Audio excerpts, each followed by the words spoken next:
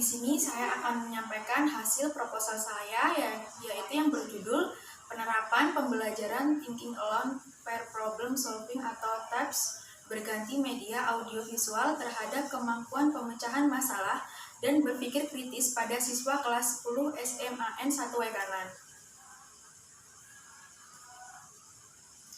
Agenda presentasi yang pertama adalah pendahuluan, yang kedua adalah landasan teori, dan yang ketiga adalah metodologi.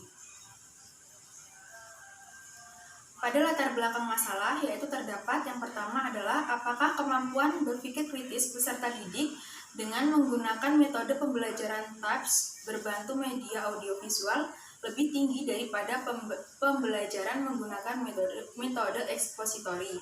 Yang kedua, apakah pembelajaran menggunakan metode TAPS berbantu media audiovisual efektif terhadap kemampuan berpikir kritis peserta didik. Tujuan dari penelitian yaitu yang pertama adalah apakah dengan menggunakan media pembelajaran TAPS dapat memudahkan guru dan peserta didik dalam melakukan pembelajaran.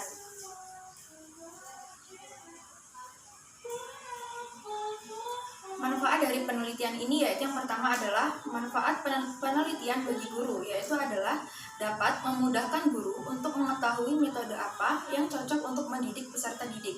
Yang kedua, manfaatnya yaitu bagi siswa adalah meningkatkan berpikir kritis dan dapat memecahkan masalah dengan baik. Yang ketiga, manfaat bagi penulis adalah sebagai sumber referensi kelak jika sudah menjadi tenaga pendidik dan dapat mengetahui metode apa saja yang cocok untuk digunakan untuk mengajar. Yang kemudian adalah model pembelajaran TAPS. Yang pertama adalah salah satu metode pembelajaran untuk meningkatkan hasil belajar dengan cara berpikir kritis dan dapat memecahkan masalah dan dapat mempraktikkan ataupun mengaitkan materi yang dipelajari dalam kehidupan sehari-hari di lingkungan siswa dan diminta untuk menentukan hubungannya. Yang kedua adalah model pembelajaran dengan cara memberikan kesempatan kepada siswa untuk memecahkan masalah dengan cara berpikir kritis. Langkah-langkah dalam pembelajaran metode TAPS. Yang pertama adalah peserta didik dibagi menjadi beberapa kelompok. Yang kedua, tiap kelompok terdiri dari 2 atau 4 orang peserta didik. Yang ketiga, peserta didik duduk berpasangan dengan saling berhadapan. Yang keempat, setiap anggota kelompok wajib menentukan siapa yang dulu menjadi problemnya. Yang kemudian adalah problem solver dan siapa yang menjadi listener. Kemudian selanjutnya, guru memberikan soal kepada setiap kelompok yang berperan. Sebagai problem solver, harus membicarakan soal dengan jelas kepada listener. Setelah itu, problem solver menemukan pendapatnya mengenai soal tersebut. Berpikir kritis. Apa sih berpikir kritis itu? Jadi, berpikir kritis adalah proses berpikir dengan mempertimbangkan secara aspek sebelum melakukan sesuatu yang dapat merugikan ataupun yang dapat menguntungkan bagi orang lain.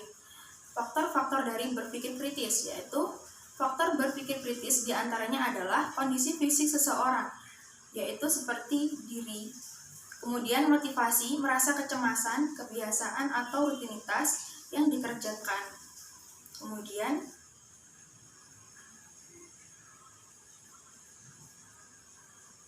prinsip-prinsip dari berpikir kritis.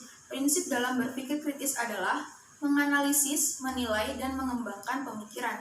Dengan kata lain, seorang pemikir kritis mampu membuat pemikiran mereka sendiri dalam hal akurasi, presisi, kejelasan, relevansi, kedalaman, signifikasi, logika, dan keadilan.